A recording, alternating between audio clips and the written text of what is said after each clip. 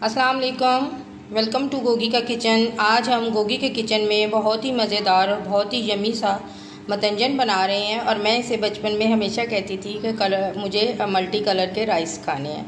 तो multi colour के rice और मतंजन बनाने के लिए चलते हैं हम अपनी किचन की तरफ और बनाना स्टार्ट करते हैं आज का यमी और डिलीशियस मतंजन बनाने के लिए हमें किन चीज़ों की ज़रूरत है वो हम आपको साथ साथ बताते जाएंगे। अगर अलग अलग से बताएंगे तो वीडियो बहुत लंबी हो जाती है, तो इसलिए मैं इसे शॉर्ट बताती हूँ और कम्प्लीटली बताती हूँ, लेकिन बहुत ज़्यादा लॉन्ग वीडियो नहीं बनाती ताकि देखने वाले जो हैं उनको इरिटेशन ना हो। तो मज़ेदार सा मतंजन बनाने के लिए स्टार्ट करते हैं हम अपनी रेसिपी। आज हम बना रहे हैं मतंजन। तो मतंजन के लिए जो मल्टी कलर के राइस होते हैं जिसमें तीनों फूड कलर जो हैं ऐड होते हैं, उनको बनाने के लिए मैंने यहाँ पे पैन में पानी रखा है और 1 कप राइस है मेरे, और उस हिसाब से फिर मैं ये पानी जो है मैंने तकरीबन 4 कप रखा है ताकि अच्छी तरह से ज़्यादा पानी में वो बॉयल हो सके। हमने इन्हें 80% तक पकाना है, बाकी जो है वो शीरे में पकता है। तो आपने भी चावलों को बहुत ज़्यादा कुक नहीं करना, ओवर कुक नहीं करना, क्योंकि जब आप उसे दम लगाएंगे तो वो फिर बहुत ज़्यादा नरम हो जाते हैं। तो आपने इनको 80% तक कुक करना है, बाकी जो है वो दम में पकेंगे और शीरे में पकेंगे। यहाँ पे हमारे चावल जो हैं वो बॉयल हो रहे हैं और इनको मैंने 30 मिनट तक भिगो के रखा था, क्योंकि मैं बासमती चावल से ये मतंजन जो है वो बनाती हूँ। अगर आप चाहें तो सेला चावल से भी बना सकते हैं। तो ये अच्छी तरह से कुक हो जाएंगे तो फिर मैं इनका पानी रिमूव कर दूँगी। तो इनको मैंने 80% तक पकाना है, क्योंकि बहुत ज़्यादा इनको कुक नहीं करना, ओवर कुक नहीं करना। तो ये बासमती राइस हैं, आप चाहें तो सेला चावल से भी मतंजन जो है वो बना सकते हैं। राइस हमारे जो हैं वो कुक हो चुके हैं। अब मैं इनका पानी जो है वो रिमूव कर दूँगी।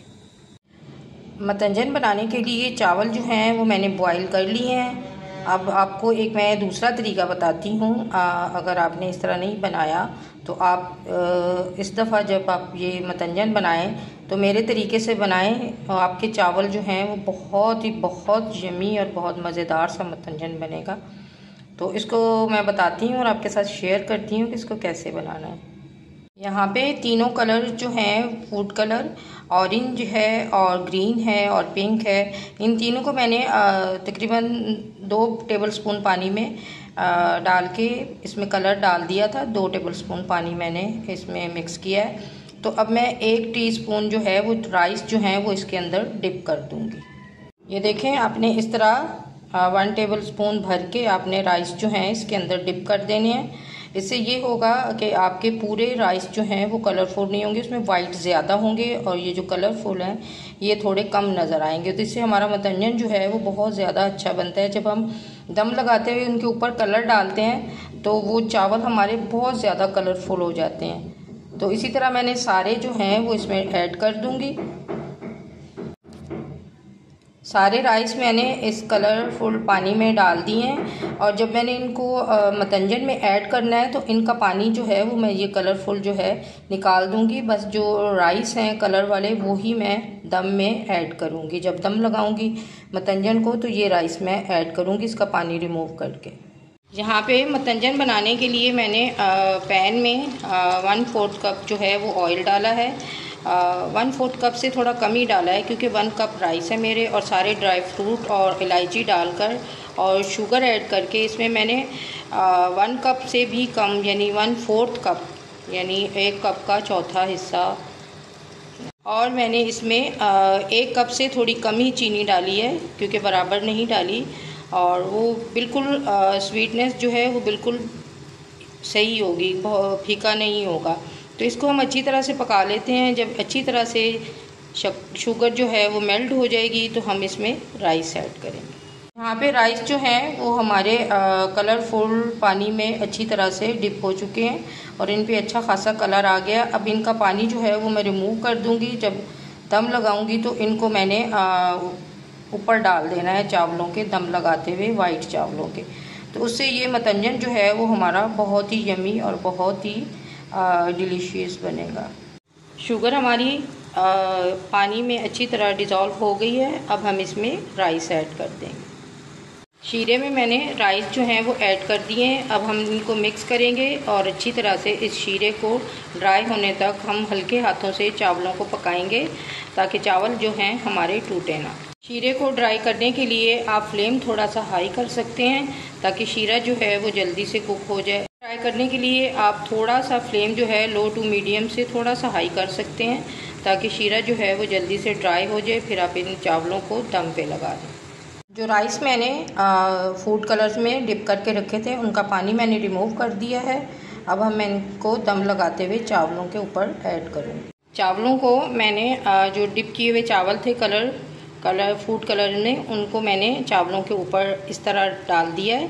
तो माशाल्लाह से देखें कितने खूबसूरत लग रहे हैं। इसमें जब आप इसे मिक्स करेंगे तो आपके चावल जो हैं वो बहुत ज़्यादा कलरफुल नहीं होंगे। और ये देखें माशाल्लाह से कितने खूबसूरत लग रहे हैं। अल्हम्दुलिल्लाह कितनी प्यारी चीज़ बनी है। अब मैं इसको लो टू मीडियम फ्लेम पे दम पे लगाऊंगी और मैं इसे लो टू मीडियम फ्लेम पे दम पे लगाऊंगी और तकरीबन हमने इसे 20 से 25 मिनट तक दम पे लगाना है क्योंकि ये थोड़ा ज़्यादा टाइम लेते हैं। चावलों को मैंने दम पे लगा दिया है। अब 20 मिनट के बाद आपसे मिलते हैं। अगर आपके ये जो ढक्कन है इसका कढ़ाई का या पैन का, इसके अंदर थोड़ा सा होल होता है, उसमें आप एक छोटा सा पेपर का टुकड़ा जो है वो इसमें फंसा दिया करें जिससे ही स्टीम जो है वो बाहर नहीं निकलेगी। माशाल्लाह से 20 मिनट हो चुके हैं। अब हम चेक कर लेते हैं कि हमारा मतंजन जो है वो रेडी हो चुका है और इसका ढक्कन उठा के फिर मैं आपको दिखाती हूँ कि माशाल्लाह से कितना यमी और कितना मज़ेदार सा हमारा मतंजन रेडी हुआ है। माशाल्लाह से अल्हम्दुलिल्लाह कितना यमी और कितना मज़ेदार सा बना है। आपने इस तरह इसको हल्के हल्के हाथों से मिक्स करना है और ये देखें इसमें आपके वाइट चावल जो हैं वो बहुत ज़्यादा होंगे और ये जो कलरफुल हैं ये कम होंगे। और इस तरह ये बहुत प्यारा और बहुत ही मज़ेदार और बहुत ही खूबसूरत और बहुत ही यमी लग रहा है मतंजन। मुझे तो देख के इसको दिल चाह रहा है बस जल्दी से मैं इसे चेक करूं और आपको बताऊं खा के ये कैसा है। तो अब हम इसे डिश आउट करेंगे और आपके साथ शेयर करेंगे और दिखाएंगे कि डिश आउट होने के बाद ये कितना डिलीशियस लग रहा है। माशाल्लाह से मज़ेदार सा मतंजन हमारा रेडी हो गया है। इसे मैंने डिश आउट कर दिया है और ये देखें माशाल्लाह से कितना मज़ेदार और कलरफुल बना है। अगर आपको मेरी वीडियोस अच्छी लगती हैं लाइक करें, शेयर करें और बेल आइकन को प्रेस करना ना भूलें ताकि हर नई आने वाली वीडियो का नोटिफिकेशन टाइम पे आपको मिलता रहे।